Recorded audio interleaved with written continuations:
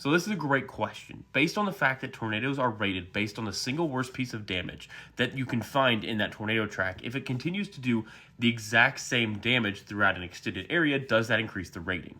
And the answer is no. If it does an EF4 damage across a 3, 4, 5, 6 mile track, it is still an EF4 tornado.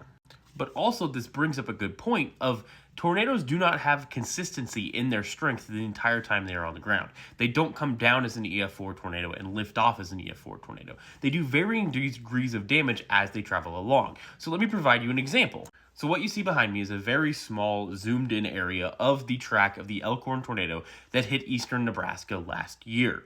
Now, if you look here, you'll see different triangles of varying colors.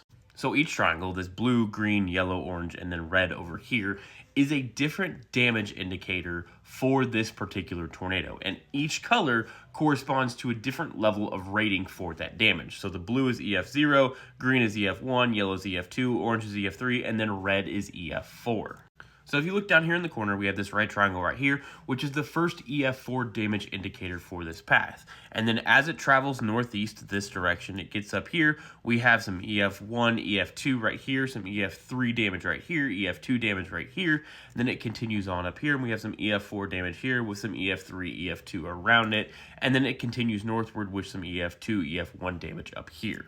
Now, the interesting part about this particular stretch of track right here, which I've decided to show you, is the EF4 rating here and the EF4 rating here, but the lack of an EF4 rating in this stretch right here.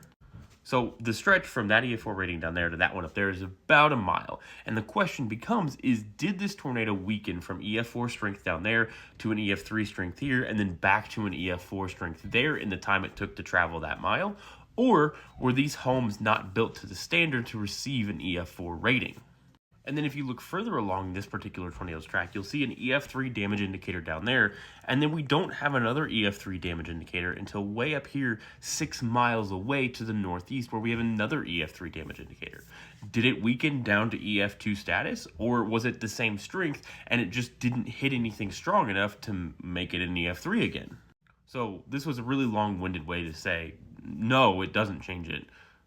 But also, it can't, because oftentimes either tornadoes fluctuate in their strength regularly throughout their life cycle, or we just don't have stuff that's built strong enough to actually give it a rating that it could continue at EF4 or EF5 or EF3 or whatever for an extended period of time.